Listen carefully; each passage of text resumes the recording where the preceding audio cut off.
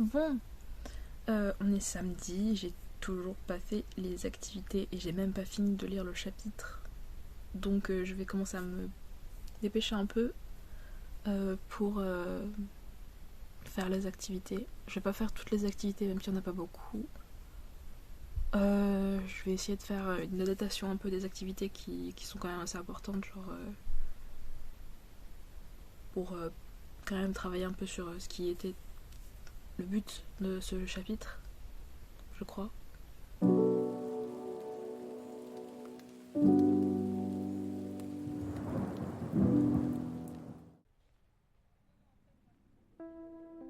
Hey hey hey, bonjour à tous, j'espère que vous allez bien, c'est Léonie et on se retrouve aujourd'hui dans une nouvelle vidéo pour The Artist Way, donc la semaine 10, et on va parler un peu du livre, mais avant ça j'aimerais bien vous dire que j'ai pas fait grand chose cette semaine, comme je l'ai dit au début de la vidéo.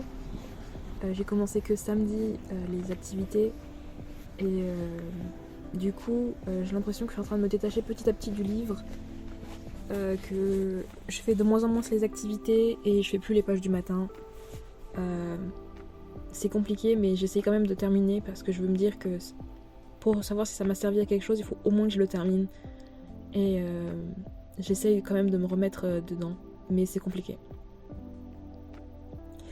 Donc le chapitre 10, on commence par parler des dangers du chemin. Donc elle parle que la créativité c'est l'énergie de Dieu et qui coule en nous,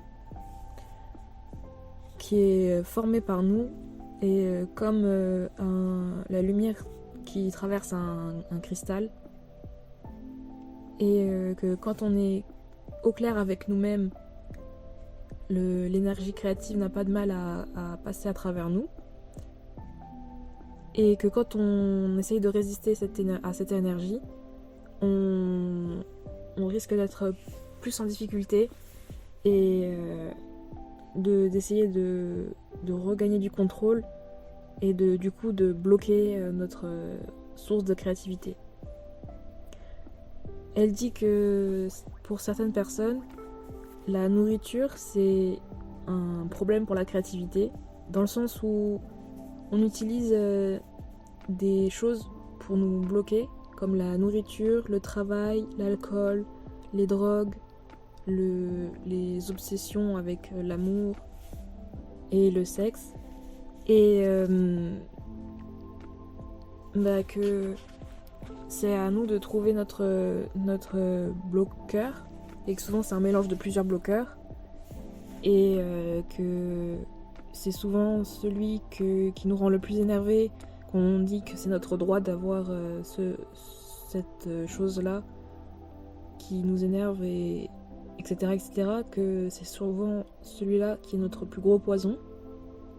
Bien sûr, la nourriture, le travail et le sexe sont des choses qui sont bonnes en soi, mais c'est les abus qui sont mauvais, qui nous causent des bloqueurs.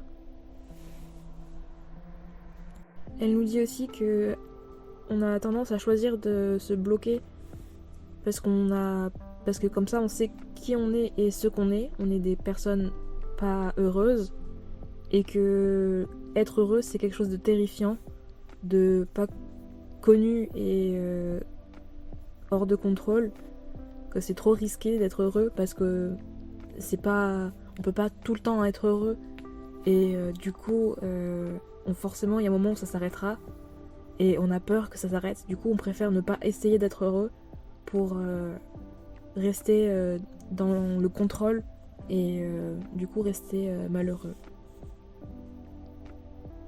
Ensuite elle parle du travail et que le travail c'est une addiction et que comme toutes les addictions ça bloque l'énergie créative et qu'on a tendance à trop se justifier sur le travail alors qu'on en abuse et que pour savoir si on est workaholic, et elle nous donne un petit quiz avec des questions et je me rends compte qu'en fait j'ai beaucoup de réponses qui sont positives par rapport à ce que je pensais et généralement on a tendance à trop sous-estimer l'importance du travail l'importance qu'on accorde au travail. Et c'est pour ça qu'elle nous donne des questions clés pour savoir si on est trop dans le travail. Pour résumer, elle dit que le workaholisme, c'est un bloqueur et pas un... C'est un blocage et pas un... Comment dire en français C'est pas un bloc de construction. Ensuite, elle parle de la sécheresse et elle dit que comme dans toutes les vies créatives, il y a des saisons sèches et que ça va apparaître de nulle part et que ça va s'étendre comme l'horizon, comme la vallée de la mort, et que c'est quelque chose de terrible et que c'est douloureux, que c'est long et que ça nous fait douter de nous. Mais ça va se terminer, forcément, et que ça va nous faire grandir, qu'il faut qu'on se donne de la compassion, et voilà. Ensuite, elle parle du coup de la célébrité. Elle dit que c'est pas la même chose que le succès, et que dans notre âme on sait ça, et qu'on a déjà ressenti du succès à la fin d'un bon jour de travail, mais que la célébrité c'est quelque chose d'addictif et que ça nous laisse toujours sur notre faim, que c'est une drogue spirituelle, et etc. Et que c'est quelque chose qui interfère avec notre perception de notre travail, et que c'est quelque chose de dangereux. Enfin, voilà quoi. Et voilà. Après, ensuite, elle parle de la compétition, que c'est également une drogue spirituelle en quelque sorte, que on se pose des questions sur pourquoi est-ce que lui ou elle a réussi avant moi ou à la place de moi, que au lieu de se dire que ça prouve que ça peut être réussi, on se dit du coup que la personne elle a réussi et on a peur, et on se dit que pourquoi pas moi. Enfin, je sais pas si c'est clair ce que je dis, j'ai l'impression que non.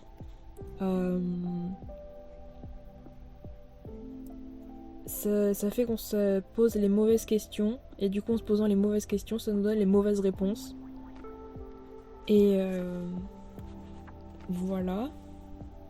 Donc ensuite elle dit plein d'autres choses sur la compétition, mais je me souviens plus trop. Et après il y a les tâches de la semaine, donc il n'y en avait que 4 il me semble, non il y en avait 5. Et du coup, il y avait pas mal de choses à faire. Et j'ai fait l'activité numéro 3. Il fallait répondre à des questions. Et dire la triste vérité. Enfin, la dure vérité. Enfin, voilà quoi. Enfin, vous allez le voir juste après. Bon, on est samedi et j'ai toujours pas fait les activités et j'ai presque pas fini de lire. Enfin, j'ai presque fini de lire le chapitre, mais je l'ai pas fini. Parce que j'ai essayé de le lire hier, mais je m'endormais, donc j'ai fait une sieste. Et je l'ai essayé de le terminer aujourd'hui aussi, et je m'endormais, c'est pareil. Donc voilà. J'ai pas trop fait les pages du matin cette semaine. Je crois que j'avais pas fait les pages du matin du tout cette semaine.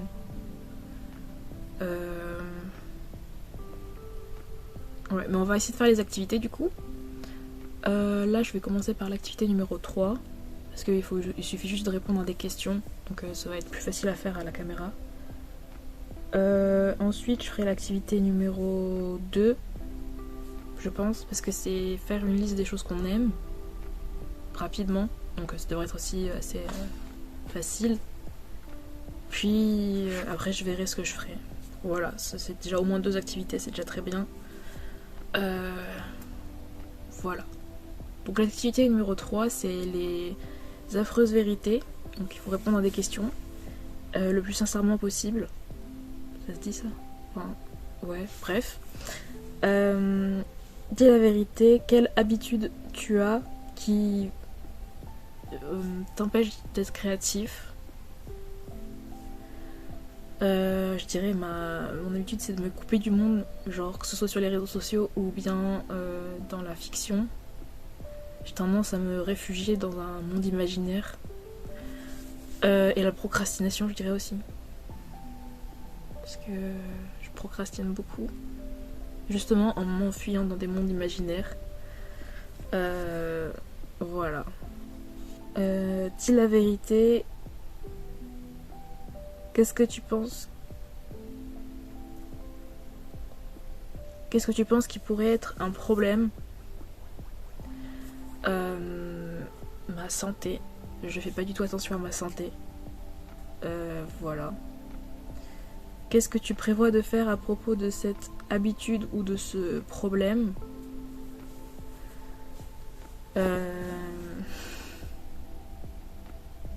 Pour l'habitude, je sais pas trop, mais pour le problème, faudrait que je me mette au sport. Voilà. Que je fasse plus attention à ce que je mange. Que j'arrête de grignoter. Bref. Quel est le prix de ce qui te retient de ce blocage? Le confort. C'est le confort d'être dans ma petite routine, mes habitudes. Elles sont confortables et c'est ne pas sortir de ma zone de confort, c'est confortable quoi. Et du coup, dis la vérité, lequel de tes amis te fait douter de toi?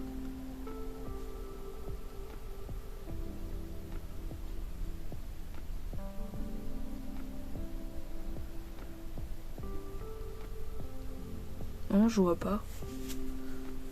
Dis la vérité, lequel de tes amis croit en toi et ton talent?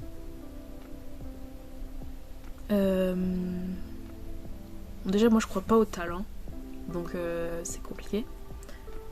Mais je dirais.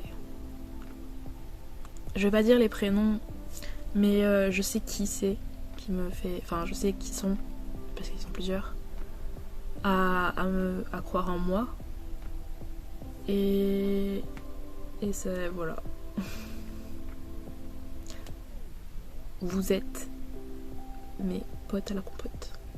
Quel est le prix de garder avec toi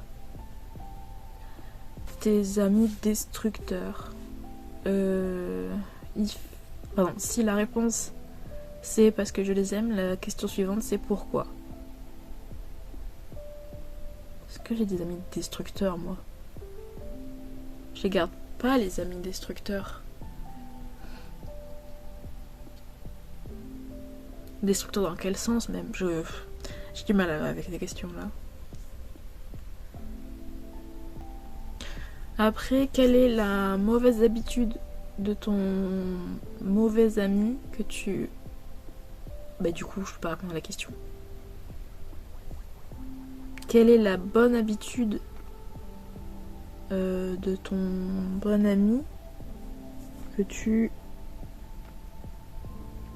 partages avec toi? C'était clair ou pas cette traduction? Je sais pas du tout. Enfin bref, quelle bonne habitude non. Je sais pas. J'ai beaucoup de mal à me donner des qualités moi, donc je sais pas du tout. Et même quand je donne des qualités à mes amis, parce que ça c'est facile du coup, bah je les vois pas en moi, donc je sais pas.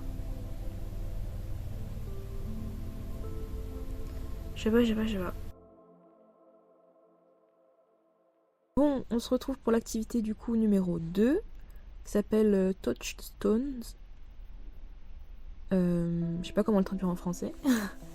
Mais en gros, faut faire une liste rapide des choses qu'on aime, les choses qui nous rendent heureuses, les petites choses qui nous rendent heureuses. Et du coup, moi je dirais mon chat, c'est simple, le ciel, l'eau, dessiner, peindre et créer, raconter des histoires, jardiner, cuisiner, faire des vidéos aussi, ça me rend heureuse. J'aime bien faire du montage et tout, enfin faire des vidéos, raconter des histoires, tout ça.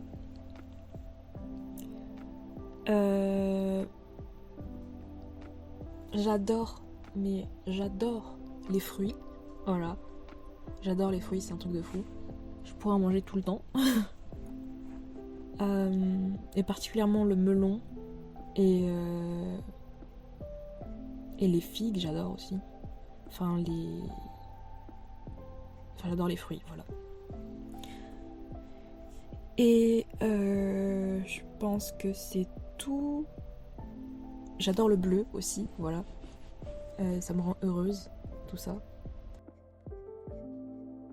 Donc voilà, c'est tout pour la vidéo. Je crois que c'est tout, oui. Bon, j'ai pas fait beaucoup de choses aujourd'hui, non. Cette semaine. Mais je pense que ce sera pire la semaine prochaine. Mais bon, je croise les doigts pour filmer plus. Parce que là, ça commence à devenir compliqué de faire les vidéos sans rush. Enfin bref. C'était Léonie. On se retrouve dans une prochaine vidéo. Bye!